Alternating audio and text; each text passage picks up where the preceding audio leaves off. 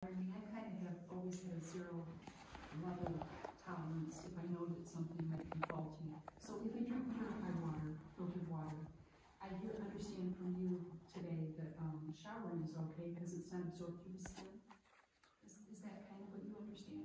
Right. The amount of PFAS that's absorbed through the skin is very, very, very small. Okay.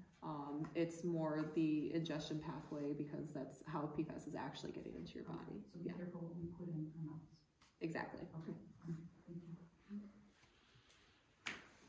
Yes. So if your well is contaminated, and you're using your well water to water your garden, and your garden happens to have all the vegetables you can imagine in it, would those vegetables from the garden then be contaminated? That's a really good question, and unfortunately the short answer is we don't know.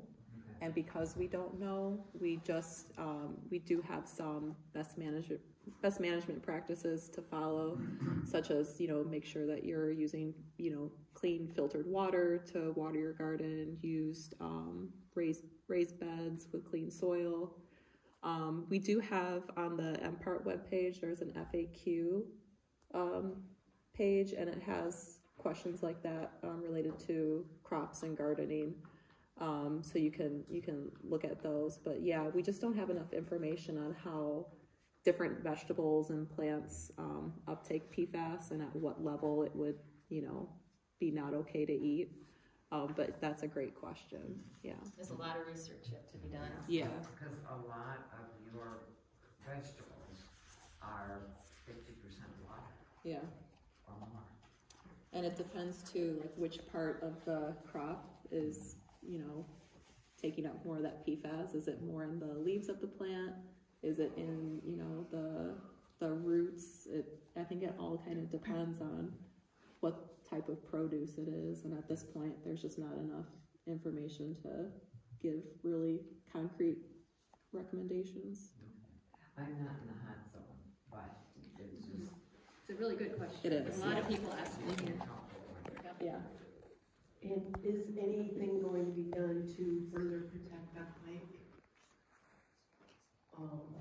going forward, or is there anything, can we put up a boundary or something around Duck Lake to keep it? And then I know stuff happens up there too. And as far as in relation to the former landfill, again, it's just too early to make any sort of determination on, you know, what impact it may or may not have on Duck Creek and Duck Lake. So again, it's the next phase of the investigation that will kind of lead up to a little more information for us. Yeah, we wanted to get initial information out to everybody right away, and then more will come as we investigate further. Yes. Would it help to put any more test wells in there, or is that a pretty good representation of the? Yeah, what you see? you're going to talk about that. Okay. Yeah. Alan has a whole presentation that he's just itching to give. So. Yeah.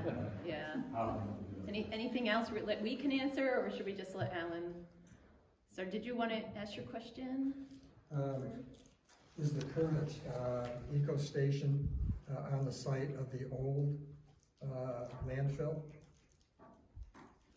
It's the same property, but the actual building itself is a little bit to the northeast of where the dumping occurred. Okay. It's kind of, the dumping occurs on that property in kind of the north-southwest forested area. And the old landfill was closed when, in the 1970s? Yeah. And I'm assuming the new one is up to standard. It's a transfer station. So we don't worry anymore. Right. Do we need to switch it on? Or is he just... Yes, we'll switch it over.